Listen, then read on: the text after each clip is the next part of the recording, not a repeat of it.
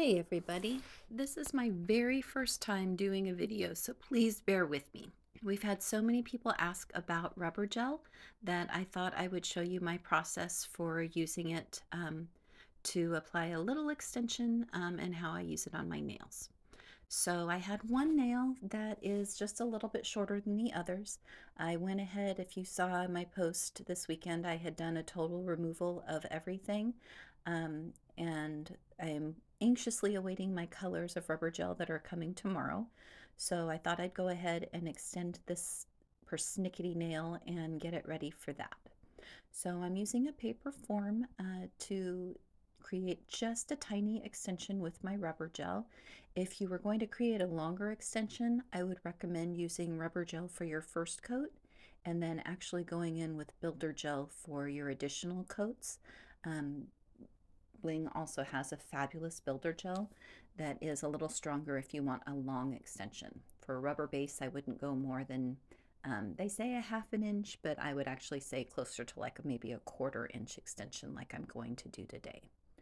So I'm just going in, my nail is clean, I've pushed back my cuticles, I've done just a little buff, and now wiped with alcohol, and so now I'm going in with my rubber gel.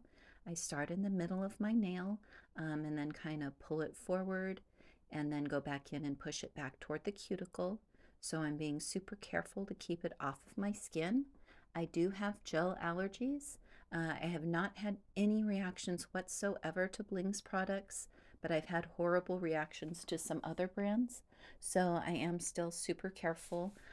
Even though these are super clean and they're HEMA-free, I definitely don't want to develop an allergy to anything because these are amazing. I'm just going to go in and use that rubber gel to do a really thin coat. I apply a little extra there where I want my extension and then to where my apex is. So I'm being super careful, keeping it off my skin and just applying a nice thin even coat. Then I'm going to go ahead and put it in my lamp and cure it for 30 seconds. The rubber gel does cure for 30 seconds each layer. Then I'm going to go in with my second coat, kind of build up that extension piece and my apex again, and then a little thinner on the edges and sides. So my nails tend to be a little bit flat, so I do like to build up that center just a little bit so it has a little more of that natural curve. I will say that some people have had success using a primer before they apply rubber base coat, but I do have an allergy to primers, so I just use alcohol to kind of clean up, make sure I have oil off of my nails, and I've had really good luck with that. The process with builder gel is going to be the same whether you're using a clear like I am here or one of the gorgeous color rubber gels that Robin has in stock. I'm just doing a base coat with the clear for now, and then when my colors come tomorrow, I'm going to go in with a color rubber gel just to kind of go over the top of this, and that will be my new color that I am using for a while. So you notice here that I got a little bit of gel on my skin accidentally. So I'm using Bling's Precision tool to go in and kind of go around my edge there, get off any extra gel product. I had a little bit of goop over the line that I'm just using an orange wood stick to kind of push it back up where it needs to be. And just kind of making sure that it's where I want it to go and not all over the place so much. Although it is super easy to fix that later on, I should know, because I am very, very messy, as you'll see later. So now I'm going in with a little, it's actually, I think, an eyeshadow brush, but I put a little alcohol on it and I just use it for cleaning up, making sure I got any gel residue off of my skin. So once I get that how I want it, I kind of turn it upside down for a few seconds, get all that gel to run towards the middle, take one last look at each angle, and then go ahead and cure for 30 more seconds. When I'm done, I kind of check it out and I notice that my apex is not quite as high as I would like it to be. So I just add a little bit more rubber gel right to the middle. It's always easier to kind of go in thin layers and add a third little layer if you need to, rather than put a huge gob and get too much, it runs all over the place. So I'm just applying a third just where I want it. And you'll notice that I'm just kind of building up that apex a little more. I'm checking at all the angles, kind of how it looks straight up, how it looks from the sides. And now I'm curing that layer for a final 30 seconds. Now I'm ready to go in with the top coat.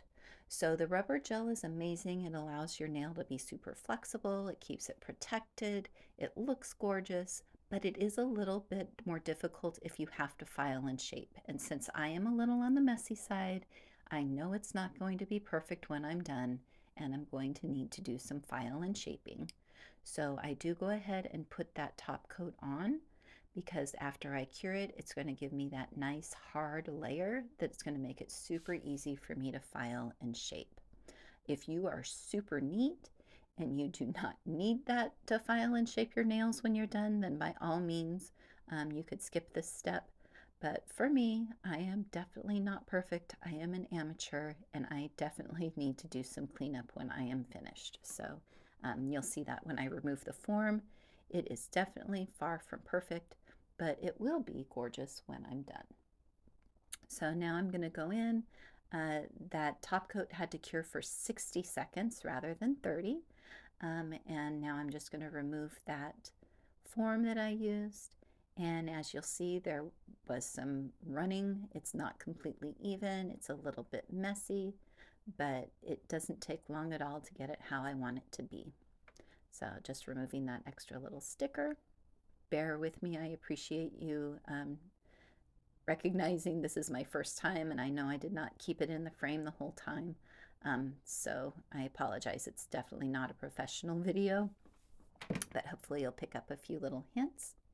I just use a flat clipper. I just got this one off of Amazon, so it makes a nice straight cut, and I clipped off that extra length that ran where I didn't want it. And then I'm going to go in and actually clip the little extra gobbies off of the sides. Kind of saves me some time filing and shaping. Kind of gets it started on that short coffin length that I am going for. So I just do a few little clips, and then I go in with my file and buffer so I can kind of file and shape this to the shape that I want.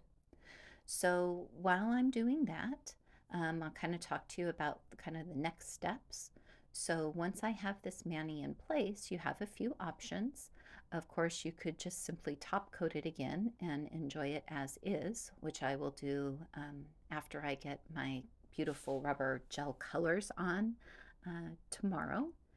I also have done that when I used my Pixie before, my Pixie Pink, and just enjoyed it just as is for a little while till I'm ready to do a dip mani. Your next choice, though, if you do want to go in with a mani, once you filed and buffed and it's kind of that rough surface, if you're going to do a gel mani, you can just go in straight from there and apply your gel base and use your dip powders. If you're going to do a dip powder mani, your nail also likes that rougher surface to adhere to, so you could go in with your dip base and do a dip powder mani. However, I frequently like to use peel base. It allows me to change my manis frequently, which I do. So after you kind of rough all of this up with your shaping, peel base likes a shiny top coat. So you would then go in after you are all done and apply another layer of top coat on that finished cleaned up nail. And then once the top coat was on, you could apply peel base, let it dry thoroughly, and then use either dip or gel liquids to do a mani that you could pop off when you are ready. So there are so many options when you have this rubber mani. I'm going to really enjoy it. I do not plan to do a full removal again in the future. I'm going to put my lovely colors on tomorrow when my new rubber gels come. And then as my nails continue to grow out, I'm just going to do fills and keep my nails going strong and healthy and just keep them happy with this rubber gel product. I really hope that you are finding this helpful. As you can see, I just keep going in. I'm kind of a perfectionist, so I'm just filing and shaping the way I want it. And then I'm just wiping there with alcohol so I can kind of see my finished product. Um, and when I get it as is, I check from all angles, from the top, from the bottom, from the sides, and kind of check and see how it works. So I hope that's helpful. Please reach out with any questions. Have a great day.